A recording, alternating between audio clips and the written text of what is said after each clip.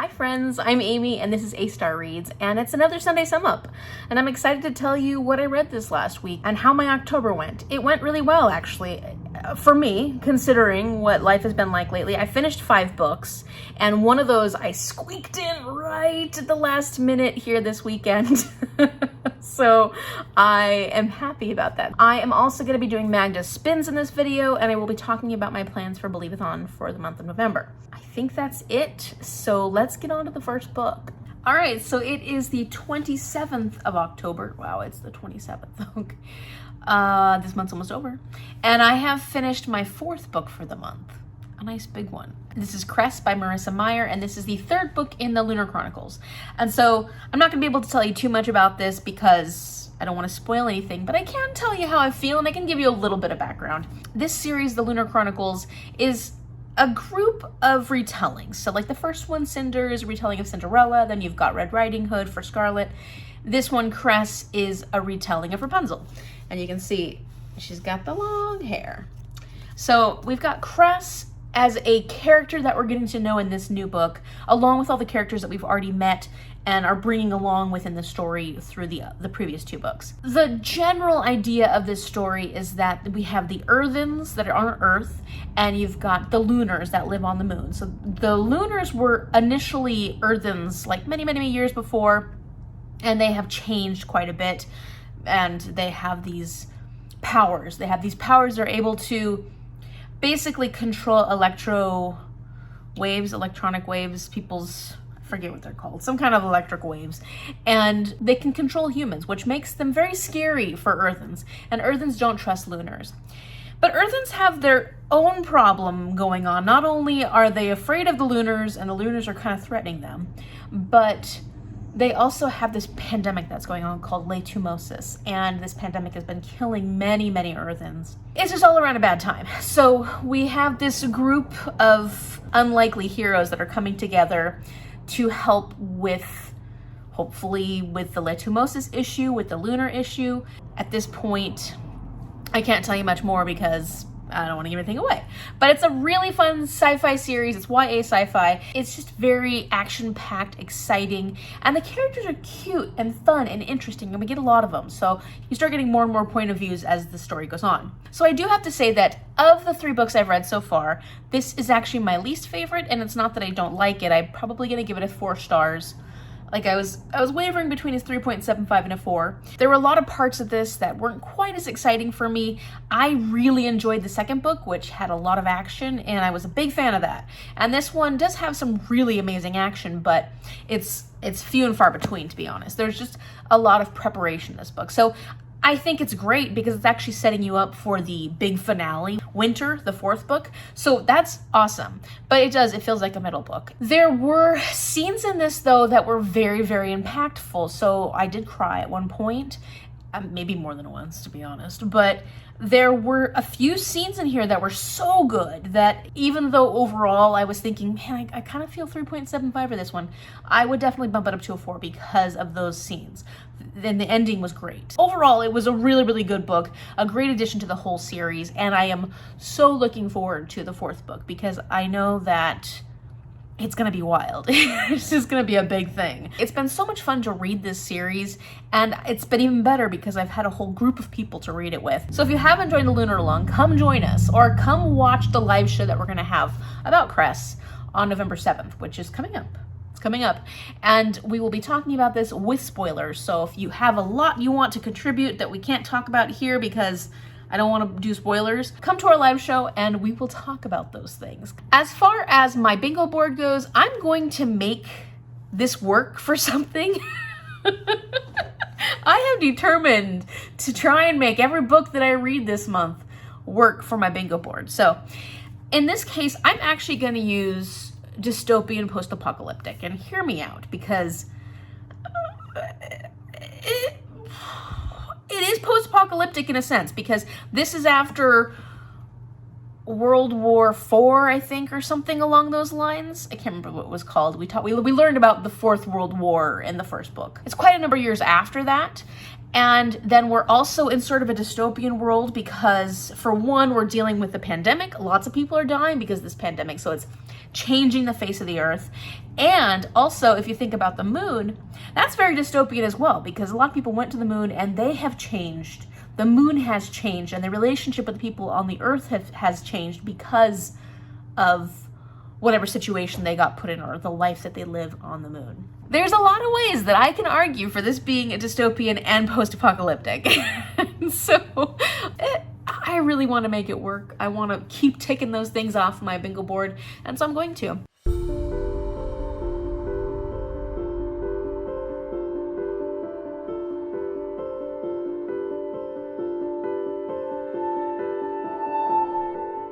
So I'd love to read my book right now, but look who's in my chair.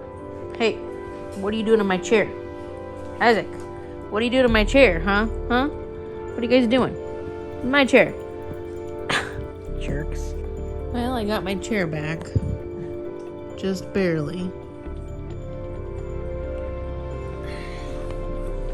Guys are so rude. He's like, what are you doing?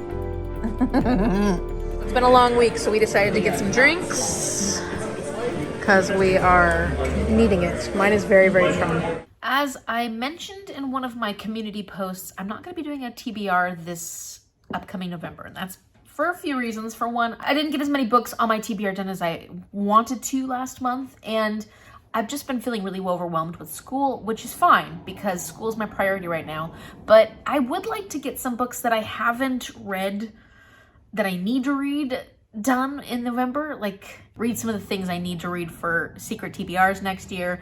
Maybe read some of the books for the publishers and authors that have reached out to me. Since I'm coming up on the 12 Days of Christmas Carol Advent Calendar Challenge in December, I have no choice that month. I don't get to choose any of the books that I read. I mean, I get to choose the books that I put into the bag, but I don't really get to choose what I'm reading. So I wanted to use November as a month to kind of catch up in a sense. But that being said, I really wanted to participate in Believathon. The nice thing about Believathon is it's all about middle grade books. So I feel like I can safely read one middle grade book a week. So what I'm going to do for each Sunday sum up I have in the month of November, including today's, I'm going to pick one middle grade book that I will read for that week. So I won't know what middle grade book I'm reading until I do random number generator and pick the prompt. So if you haven't heard about Gavin's Believathon, go ahead and check it out. I will link the announcement video down below. It's such a fun announcement video.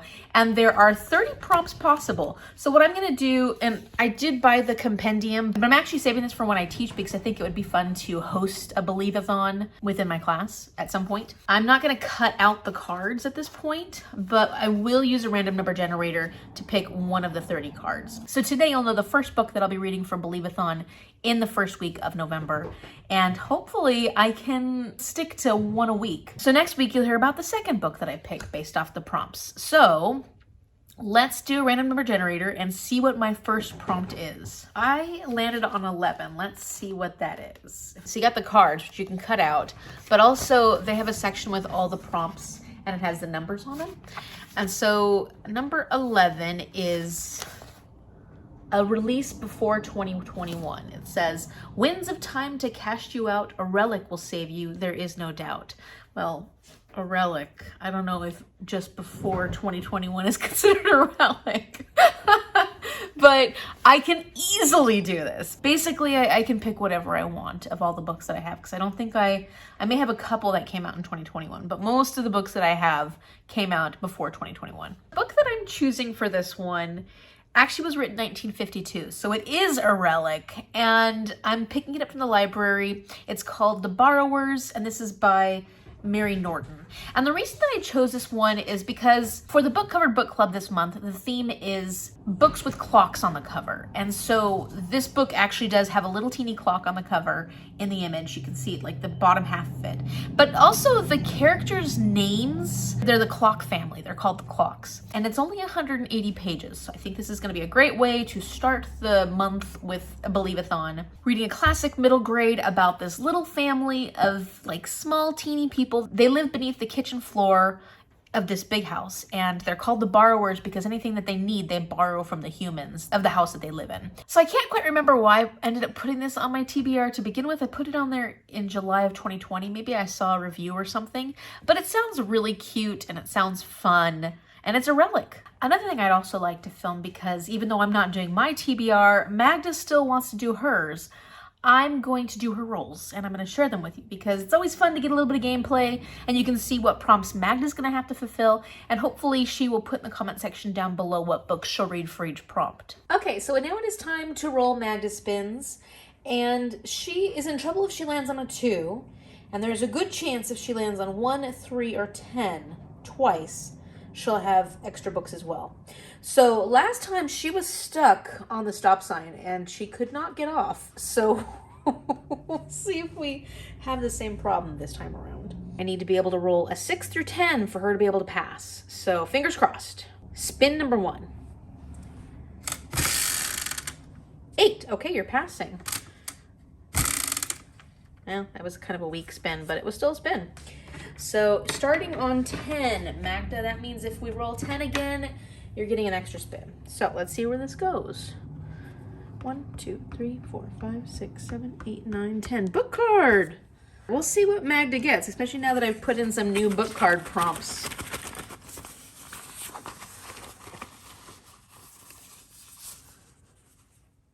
Flip a coin, over and under.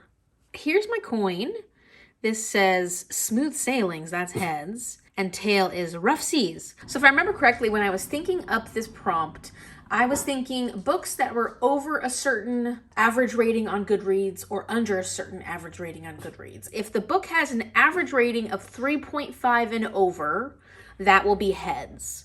If, however, it has an average rating of 3.5 and below, which is pretty low on Goodreads, that's going to be tails. So let's see if Magda's going to get a high-rated book or a low-rated book. Smooth sailing, Magda. You got lucky. This is a YA other, so Magda can pick any YA other that she would like to read that is 3.5 stars or higher. Let's go with spin number 2. Oh, shit. Okay, so obviously I'm having problems. Let's try that one again. Spin number 2.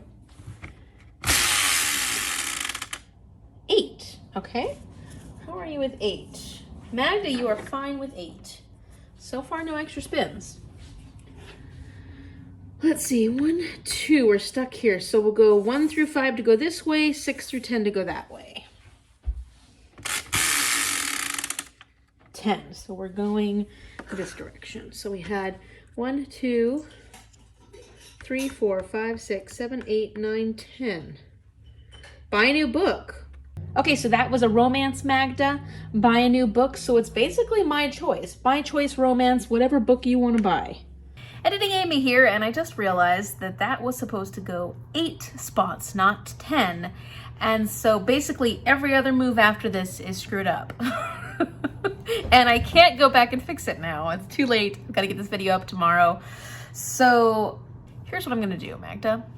I am going to tell you both possibilities. Obviously, you will hear the possibility that I gave you in the game, and I'll tell you what it should have been. And then you can decide for yourself if you want to do both, or if you want to do one or the other, or however you want to handle it. I totally screwed up. So for that one, it should have been a book with a natural disaster that is a romance. So basically any romance that has a natural disaster in it. Okay, let's go with spin number 3. Not a great spin, but it's still a spin. And you're getting lucky today, Magda. You're not having to do a whole bunch of extra spins. 1, 2, 3, 4, 5. Okay, so we've got island setting, and the representation on that is Asian. So that means a book that's set anywhere in Asia, an author that is from some Asian country, or a protagonist that is also from some Asian country. And that one should have been adult fiction, most recently published. And typically for adult fiction, it's historical fiction, literary fiction, contemporary fiction, women's lit, and this one would have been most recently published. Spin number 4. Are you going to get away with not having to add any more books? I don't know. We'll find out. Let's go. 1, 2, 3, 4. My choice, and that is adult horror thriller mystery. Or it would be a book card. So let's pick our book card choice. And that's still horror thriller mystery. So let's see. This one. What is it? Koi Cup pick. Okay, so for this one, for my Koi Cup, it's books that are on my physical TBR. I pick one book out of a cup and I have to read it. So I'm gonna say for this one, take all the books that you have on your Goodreads TBR, Magda, and randomly generate a number and pick one of those. Okay, so I had to change the angle a little bit here, but hopefully you can see everything. And now we're gonna go with spin number 5. 7. 1, 2, 3, 4, 5, 6, 7. Animal on the cover or in the title. And the diversity rep on that is Europe, Australian rep. Super easy. So this is where it starts getting complicated, Magda, because if I go the correct 7 spots, then it's +1 book. And the prompt is over 500 pages, Euro Aussie rep. So I guess I could do another spin. Let's see if I can do this.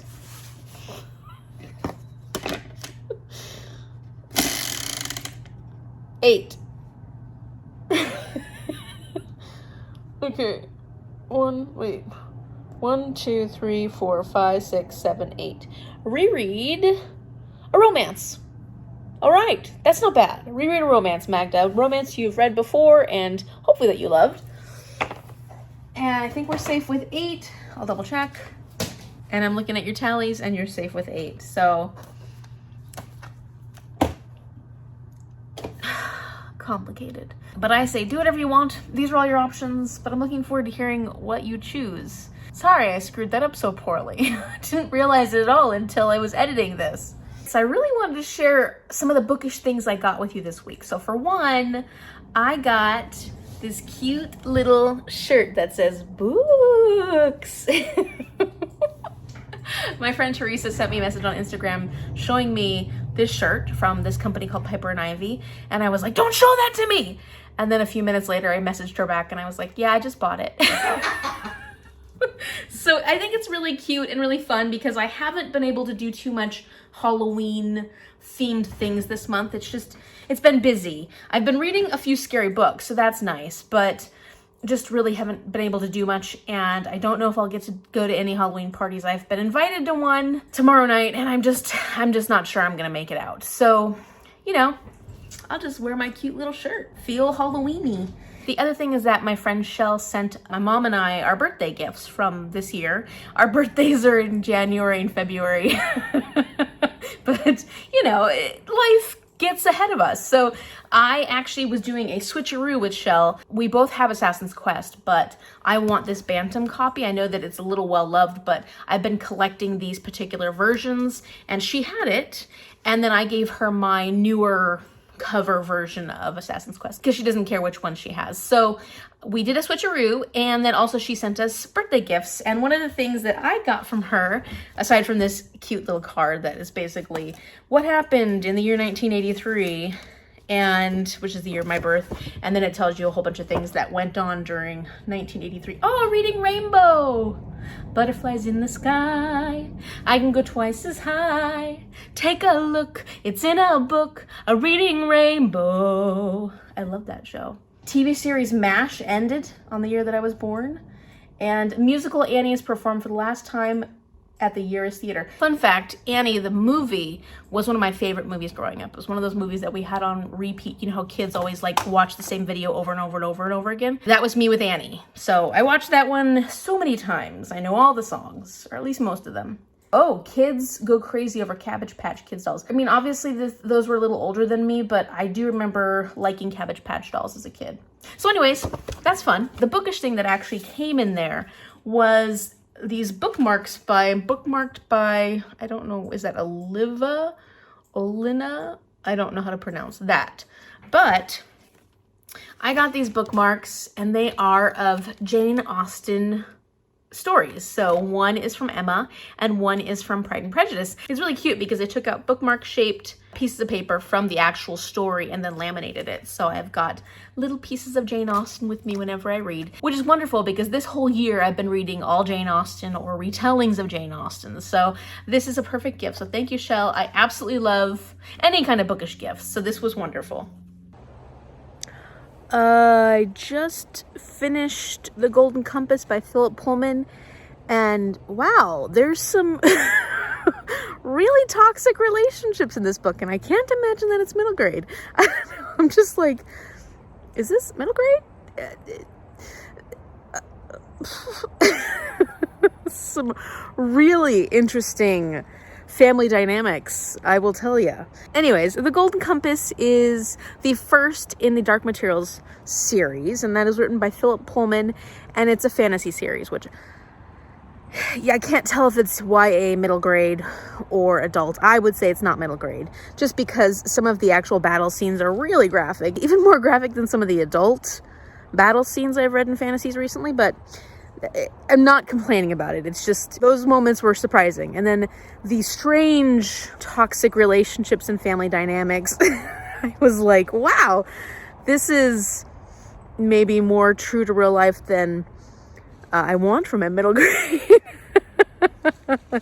Anyways, so I did enjoy this, and I will be reading the rest of the series. I'm not sure how many books are in the whole series, and it was a lot of fun. I think I'm going to give it a 3.75 just because, despite the fact that it was incredibly creative, I feel like Philip Pullman did a great job of thinking up ideas that I don't see in other fantasies as often. There was something about this book that I didn't warm to as much as I wanted to, and maybe that was the odd family dynamic relationship stuff that went on in this, and maybe it was just that I never really connected to too many of the characters. In the beginning, I didn't like Lyra at all, but then I ended up liking her a lot more later on, and so I do like her, and I love Uric. He's probably my favorite character. One of my favorite characters was Lee Scoresby, and I ended up being a little disappointed in him because I just thought that he wasn't bad. He never turned into a bad person, but he kind of took this selfish turn that I wasn't as crazy about. I did like learning more about the witches. I liked Serafina Pekkala. I really liked her a lot. As far as what the book is about, it's a little tricky to explain because there's a lot of different moving parts, but it's a fantasy about this young girl named Lyra, and she lives in this college called Jordan College, and she is an adventurer in the sense that she likes to go and play with the boys from the other colleges, and they come up with these great war games that they're totally into. And at one point, she finds out about the gobblers, which are these people who are stealing children. They're kidnapping children, taking them away, and the parents never see the children again. So she's trying to figure out who these gobblers are, and they begin taking away people she's close to, like little friends that she has made along the way. And so she's, frightened about this, but then of course she doesn't have as much control because she's a child. Around the same time, there's this woman who comes to take her away to teach her how to be a woman. She's a young girl. She's at a college that are all men, and they're like, you need to go be with a woman for a while. She goes with this lady named Mrs. Coulter, who she just thinks is gorgeous, and she idolizes her in a lot of ways. But then she begins to realize that Mrs. Coulter is not all that she seemed, and the story kind of takes off from there. Every person in this story has a demon, and that's a really important factor of this story. Demon is kind of like your soul, and it's literally attached to you. So if your demon goes too far away from you, then it physically and emotionally hurts. So your demon has to be with you at all times, and there's a lot of rules and weird things when it comes to the demon, but the demon take on different forms, especially when you're a child. Like as a child, they can switch forms, but when you become an adult, the demon becomes a stable animal shape or form. And there were a lot of conversations around belief and faith because there are these scientists who are trying to find out what dust is and what other worlds are, and there's all these beliefs and hypotheses, but people are trying to actively find out, what is this? What is that? And it's tied in heavily to the actual churches. I will continue on the series. I feel like it was a solid 3.75 for me. And I say solid even though that's not a whole number. But the whole time I was reading it, I was like, yeah, this is not quite a 4-star for me. But it is good, and it was a lot of fun to read. And also, I did listen to the audiobook, which was great because it's a full cast. Loved all the character voices, and they did a really good job with the audiobook. So if you haven't had a chance to read this series, or if you have and you love it, I recommend picking up the audiobook. We will probably be doing at some point a review with my nephew and Shell and my mom, because we all buddy read this together. And so keep an eye out for that. We will talk about spoilers and get more into the details of this book. But I think for now, that's all I can say about it. There's just so many parts to it that it's really hard to talk about it without giving something away. So for my Halloween bingo board, I'm going to use this for 2 prompts.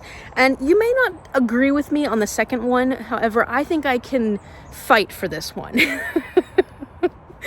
but I can't tell you why I chose it because that would be spoilery. So the first one, though, is witches. There's definitely witches in this. Like I said, you'll meet Serafina Pekkala when you read it. She is one of the main witch characters, and the witches play a lot of political roles within this book. The other one I'm going to use this for, and I think it works, is zombies. I'm going to use this for zombies, so I can't explain that. Hopefully, if you've read this book, you'll understand why I picked it for zombies. So that is actually it for my bingo board, because I'm not going to be able to get any more books done this month by the 31st. So I feel pretty good about this. I know I didn't make an actual bingo, but I didn't care. I still worked on these prompts and I was able to read some spooky books, and that was the goal. So that felt really good to me. So now let's catch up on what I am currently reading, because I always like to give you a little bit of an update of where I'm at the moment. One of the books that I'm currently reading is Arctic Dreams by Barry Lopez. This is a nonfiction book for my nonfiction book club, and our meeting is on the 4th. And I'm so worried I'm not going to get this done in time. And they're just going to have to deal with it. They're just going to have to deal with it. But I'm really trying hard to get as much of this read every day as possible. I even have it sectioned out into little sections. You'll see that last night I didn't quite make it to my tabby, but I'm getting there. I'm about 110 pages in, but mind you, the first 15 pages is a preface that I'm counting as pages. So I have basically 5 days to try and get this finished. Nonfiction too is harder to read quickly, and this is very dense with information, and his writing style is a little more complex than just reading like a memoir or something. We can hope I can get there. The current chapter I'm on is about polar bears. So each section so far has been about a different animal. Well, at least, okay, the first 2 sections have been about different animals. So the first section was about musk oxen, and this second section now is about polar bears. And I'm learning so much that I didn't know about these animals. Actually, I knew nothing about musk oxen before reading this book, so I'm learning a lot. It's written in the 1980s, and I would say in some ways it holds up well, but of course, sometimes the terminology does not hold up anymore. Like, we don't use the term Eskimo. That's a colonialist term, and now you would just use the actual names of the indigenous communities up in the Arctic, like the Inuit. So just to warn you, there are terms in here that are outdated, and of course this is coming from a white perspective, so when it comes to all the indigenous conversations, it's based off his own perspective in all the people that he came across and worked with and dealt with when he was doing his wanderings slash, I mean, he's not a scientist in the research sense. He's more like someone who's curious about science and was out there on scientific expeditions, kind of. He's sort of a wanderer in a sense. He's like an intelligent wanderer where he just wants to go learn about things. So like a naturalist, like an old-fashioned naturalist. I feel like he is more enlightened than other people might have been during the 1980s, but, you know, still not a first-person perspective. The other book I'm currently reading right now is Fairest by Marissa Meyer. This is the 3.5 book all about Levana and her back history. I started this last night and I actually got to page 50. I was hoping to start it yesterday, and then I was like, is it gonna happen? I need to get to a certain section on this. But then Paige from Pages with Paige was like, I'm starting sprints, you can get on and basically start this during that. So I did, and it was wonderful. And I made through 50 pages, so that's fantastic. So that's it for the week. Next week starts November, and I will hopefully get my Believathon book done and can continue pushing forward. There are going to be some books I won't be able to tell you about if I finish them, so I will talk to you about the books that I can finish, but as far as like secret TBR books, I'm not going to be talking about those at all. And so you will have to wait on those until that video comes out. So that's kind of a bummer, isn't it? So if you like this video, give it a thumbs up and subscribe so you can see what happens this week. Thank you so much for watching, and I will see you later. Bye.